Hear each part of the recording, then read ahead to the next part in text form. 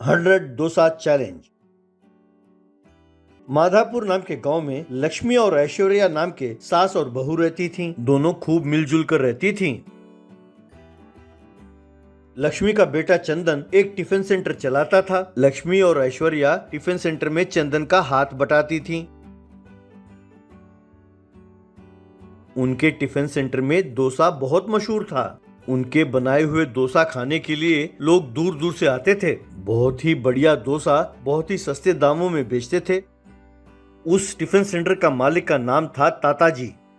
वो बहुत कंजूस था। वो हर रोज अपने पोते लड्डू को चंदन के डोसा टिफिन सेंटर ले आता और उसे मुफ्त में डोसा खिलाता था। लड्डू को उसके डोसा बहुत पसंद आते थे। वो हर बार 10-10 डोसा खा जाता था। एक दिन ताताजी अपने पोते लड्डू के साथ चंदन के टिफिन सेंटर आ पहुंचा। ताताजी के आते ही ऐश्वर्या, अजी सुनो, मालिक आए हैं, जरा पता कीजिए तो किस लिए आए हैं।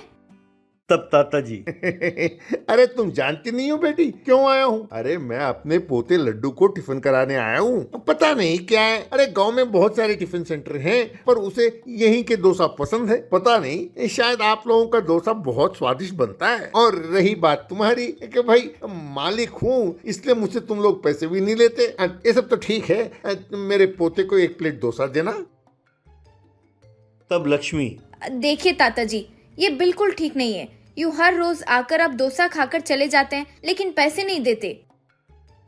तब ताताजी, अरे ये क्या बात कर रही हो बहन? अरे बाजार के बीचों बीच इतना बढ़िया स्थान मिला है तुम्हें होटल चलाने के लिए, और इससे ज्यादा तुम्हें क्या चाहिए बोलो? और फिर भी तुम ऐसी बातें करती हो। अगर मैंने तुमसे ये जगह खाली करा दिया तो जानते हो तुम लोगों को कितनी तकलीफ होगी, हैं? फिर भी बात करती हो।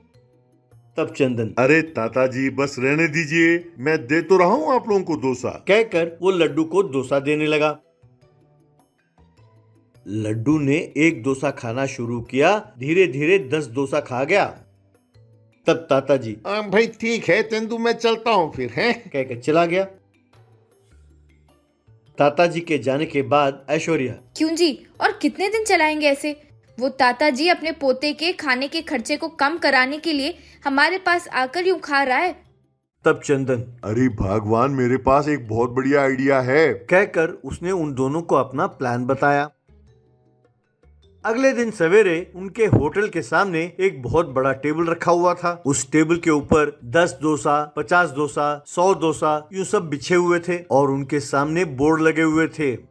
चंदन वहाँ खड़ा, आओ भाई आओ, 100 डोसा का चैलेंज है, 100 डोसा चैलेंज में भाग लो। आओ भाई आओ, 100 डोसा चैलेंज में भाग लो, जीतो और 1 लाख रुपए इनाम पाओ। यूं ऐलान करने लगा। ये सुनकर वहाँ भीड़ जमा हो गई। ताताजी भी वहाँ पहुँचा। ताताजी चंदन से, क्या कहा? 100 डोसा खाने पर 1 लाख रुपए का इनाम मिलेगा? चंदन, जी हाँ ताताजी, पूरे 1 लाख रुपए मिलेंगे, लेकिन एक शर्त है, वो 100 डोसा 30 मिनट के अंदर अंदर खाना होगा और हार गए तो हमें उल्टा 10 लाख रुपए देने होंगे, यही शर्त है। तब ताताजी, अरे आधे घंटे में? ये तो बहुत आसान है। अरे हमारा लड्डू खा जाएगा। तब चंदन, अगर हार गया तो? तब ताताजी, अरे हार गया तो जैसे तुमने कहा मैं 10 लाख रुपए दे दूंगा। मुकाबला शुरू होता है। 10 डोसा खाने के लिए एक दुबला पतला आदमी आता है। 50 डोसा खाने के लिए एक नाटा और मोटा आदमी आता है और 100 डोसा खाने के लिए लड्डू बैठ जाता है।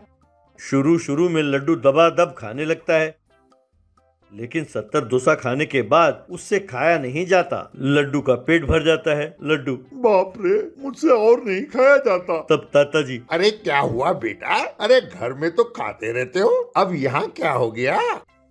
लड्डू, दादाजी मैंने आपसे एक बात छिपाई। अब मुकाबला के लिए आ रहे थे तो रास्ते में पहले ही मैंने 30 डोसा खा लिया था। तब ताताजी, अरे कमबख्त, तूने ये क्या किया? मेरा नुकसान करा दिया। कहकर ताताजी ने चंदन को 10 लाख रुपए दिए। तब चंदन ताताजी से, ताताजी, रास्ते में आपके पोते को किसी और ने डोसा नहीं खिलाया, मेरे ही आदमियों ने खिलाया। ये सुनकर ताताजी गश खाकर गिर गया।